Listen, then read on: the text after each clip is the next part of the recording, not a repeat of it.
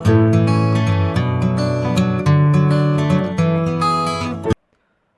hi everyone, welcome back to the channel. So I'm back with yet another video on binary search in this playlist.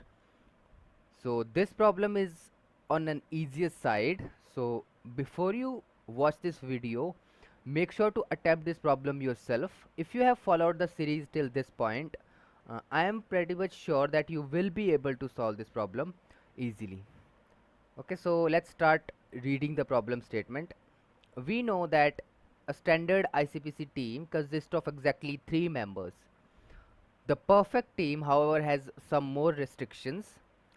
In a perfect team, a student can have some specialization, that is, either a member is coder or a mathematician, or she can have no specialization but can't have both at the same time. That means in a team of 3 members, we can't have a person which is a coder as well as mathematician. He or she has to be a coder or mathematician. So the team is considered perfect if it includes at least one coder, at least one mathematician, and it consists of exactly 3 members. Okay, that's a perfect team. So now you are a coach at a very large university, and you know that C of your students are coders, M are mathematicians, and X have no specialization. Now, what is your job? Your job is to make a maximum number of full perfect teams in that university. How you can distribute those students into teams that all of the teams are perfect teams.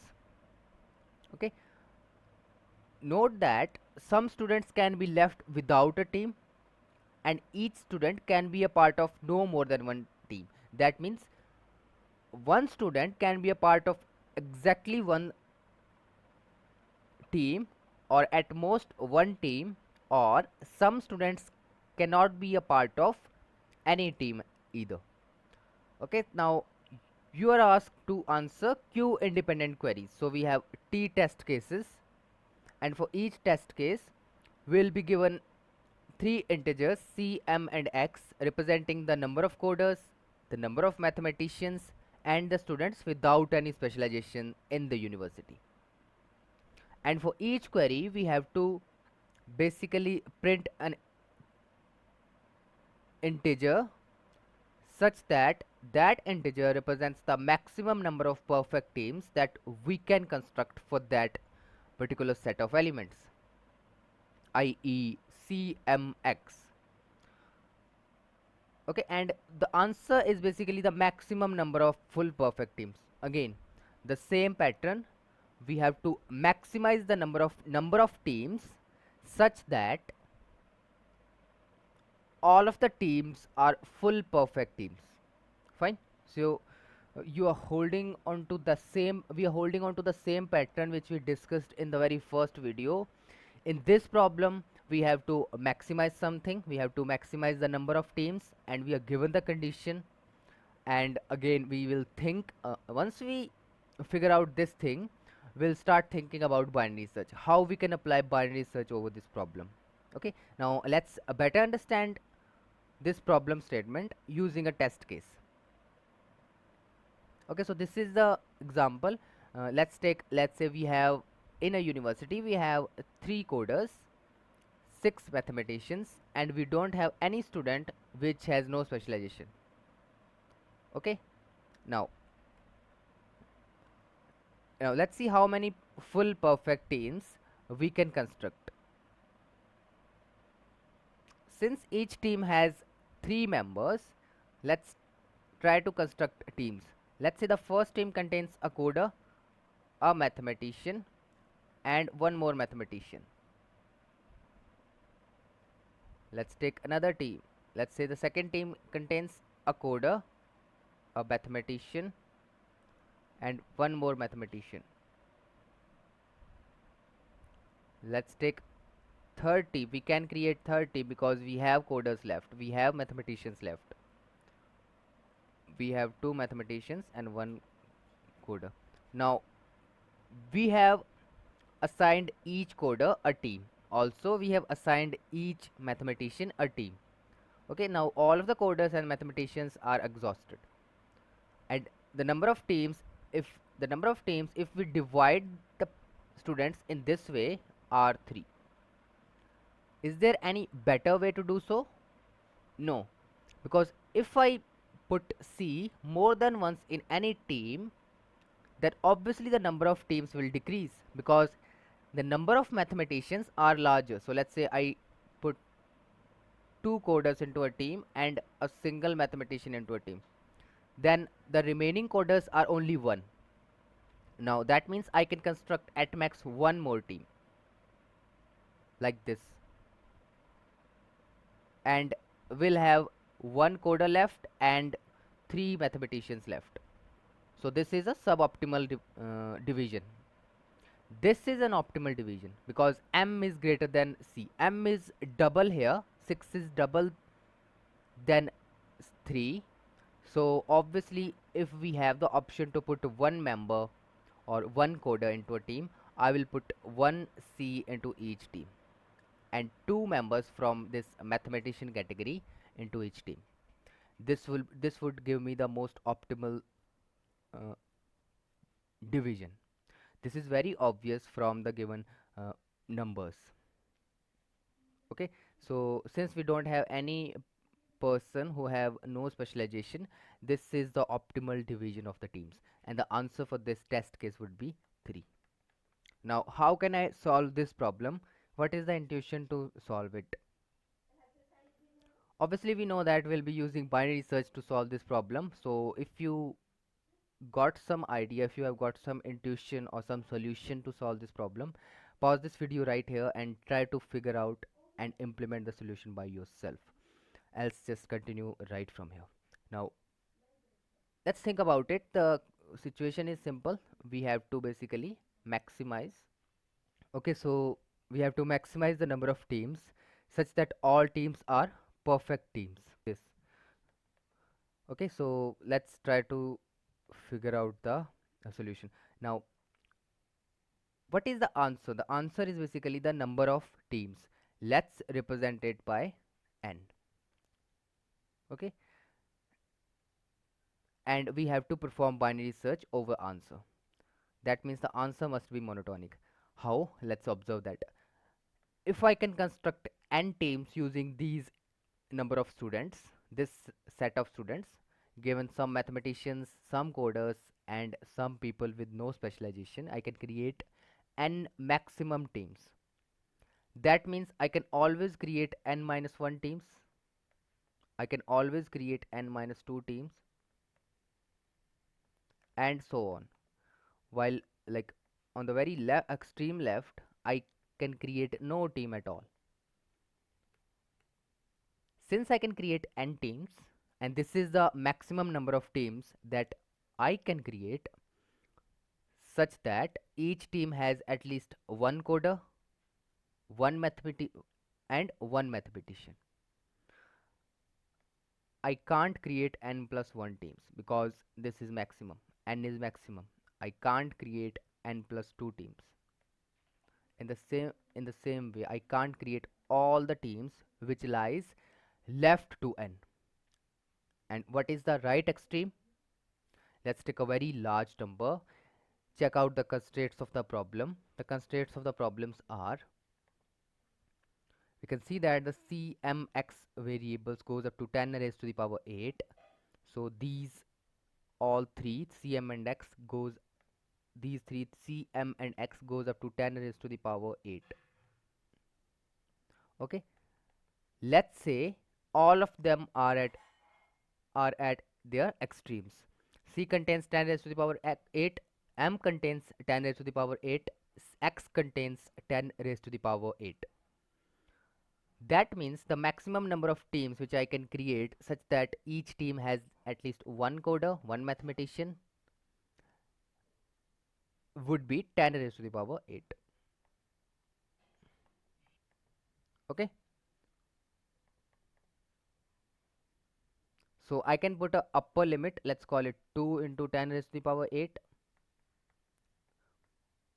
or there is another way to do so, like Observe that the number of teams depends upon C and M.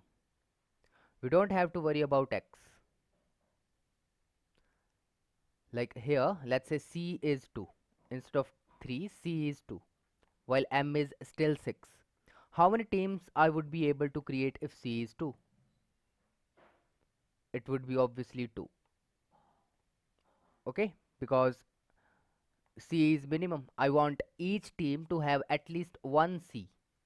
That's why the maximum teams will never exceed 2.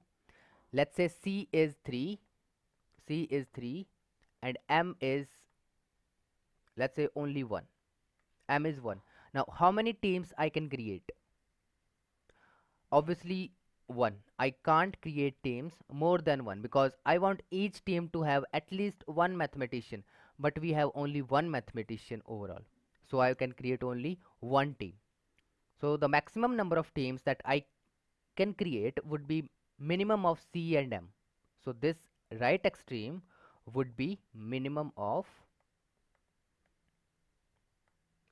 C and M.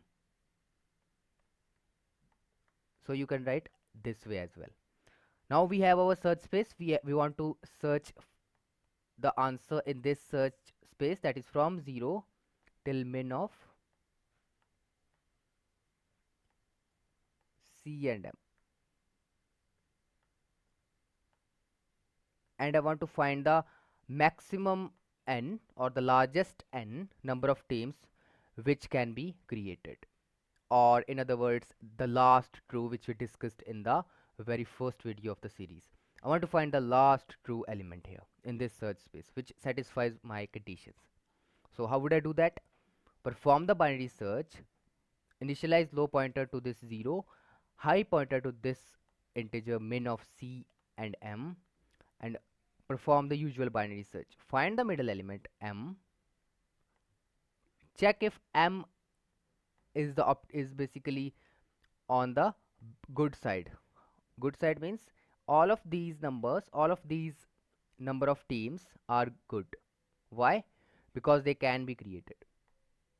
While all of these numbers are bad. They are bad. Bad number of teams because they can't be created.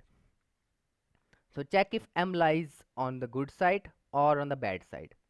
If it lies on the good side, let's say M is somewhere here, then reinitialize the search space to this one, that from M till this high. So if M is there, reinitialize the search space from M, or rather M plus 1. Now M can be the potential answer, so store M into a answer variable to high, because the last true will lie in this range. There can be an integer which is greater than this M, which also satisfies the given conditions. So since I want to find the last true or the maximum number which satisfies these conditions, I will reduce my search space to this one, while this will be neglected. All of these numbers will be neglected. While if M is not true, that means M is on the bad side, like somewhere here, then that means I will never find my answer towards this side, towards right of M. I will always find my answer towards left of M.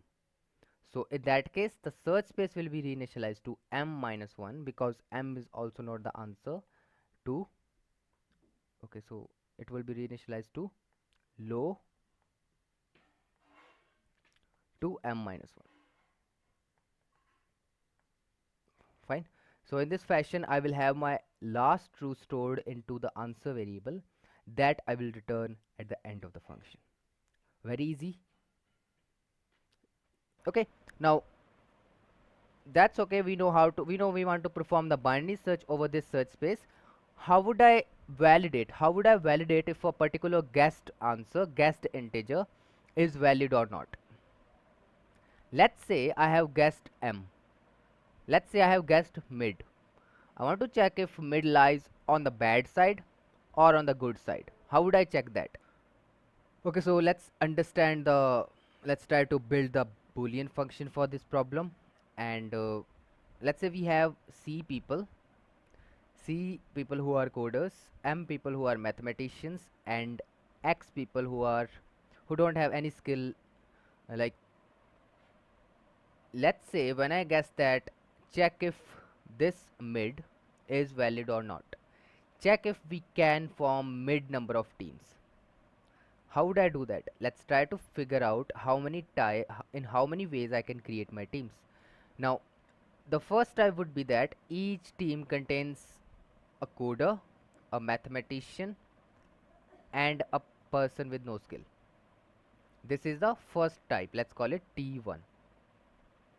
The second type would be, let's call it T2, is that let's say we contain one coder and two mathematicians.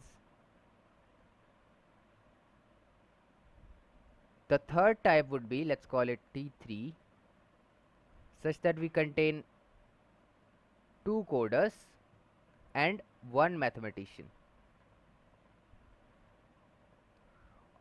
Now we can see that each of this type has at least one coder and one mathematician, each of this. Okay, now what do we observe here? If I want to check if mid is valid or not, how would I do that?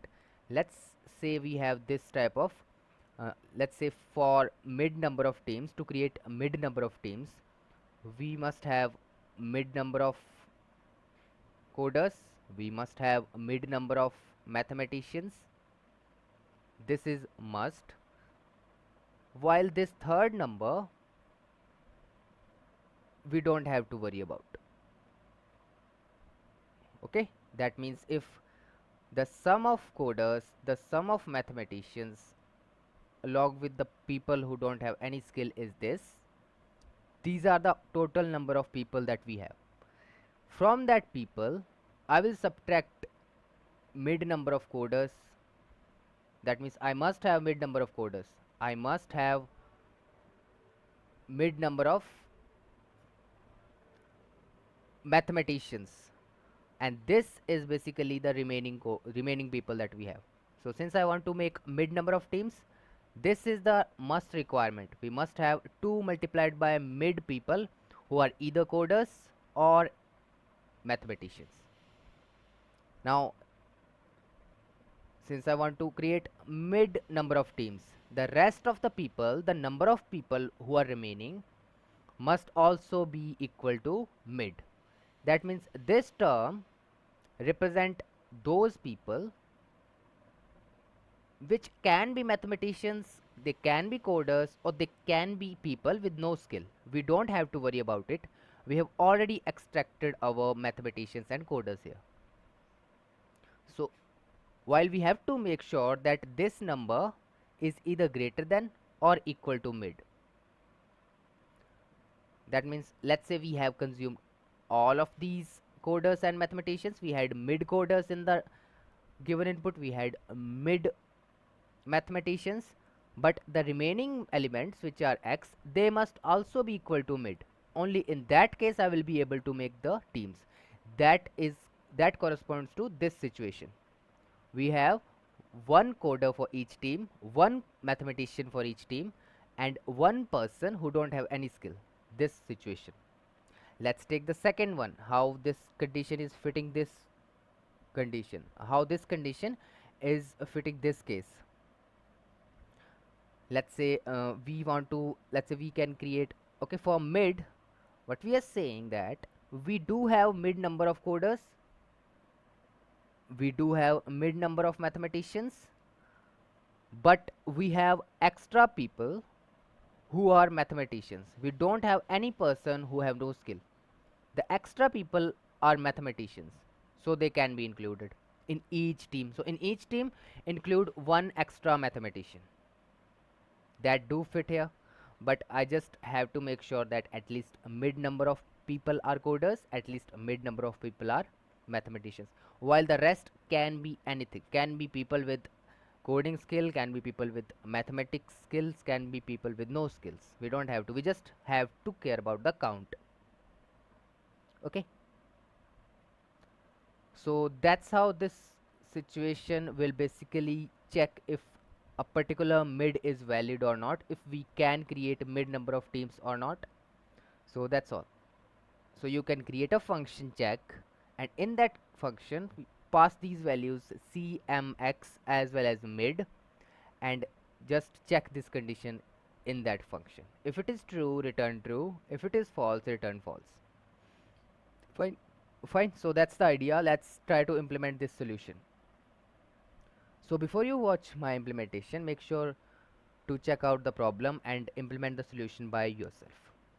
Okay, so this is a max perfect function which takes in the value c, the number of coders, the number of mathematicians, and the people with no skill. Initialize the boundaries or the search space to left to 0, r to min of c and m, and an answer variable which will store the final number of teams which can be created. Initialize to 0.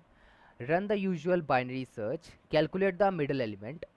So for this mid, check if we can create these mid number of teams or not using this equation which we understand in the previous slide.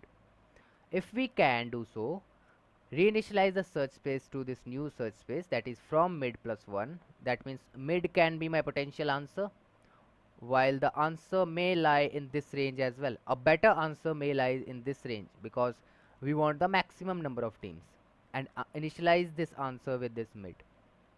Otherwise, just reinitialize the search space, that is from low, to mid minus 1.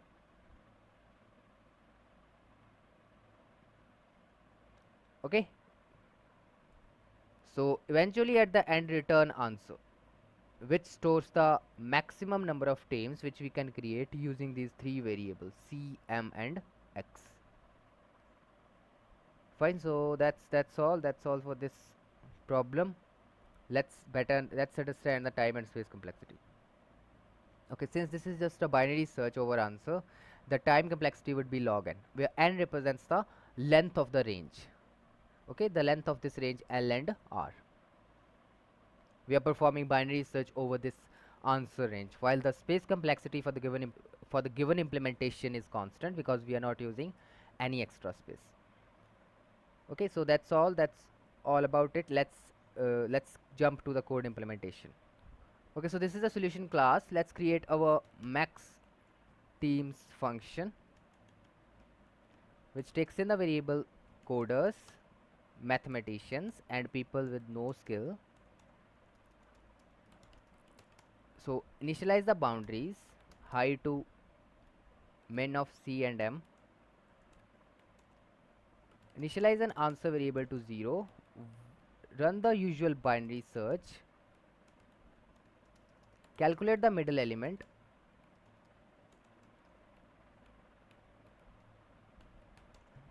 Check if we can create mid number of teams. C plus m plus x. It is greater minus 2 multiplied by mid. If it is greater than equals to mid. If it is the case, then reinitialize the boundary to reinitialize the search space to the right half and store this mid into the answer variable. Otherwise, reinitialize the boundaries to the first half, that is this one. At the end, return the answer from this function. Okay, so that's simple. That's the implementation in C++. Let's see the implementation in other languages. Okay, so this is the implementation in Java, and this is the implementation in Python. Okay, so that's all for this video. If you like the video, then hit the like button and make sure to subscribe to my YouTube channel and continue in this playlist binary search. You'll be solving a lot more interesting problems in this series, so stay tuned with me. I hope to see you all in my next video.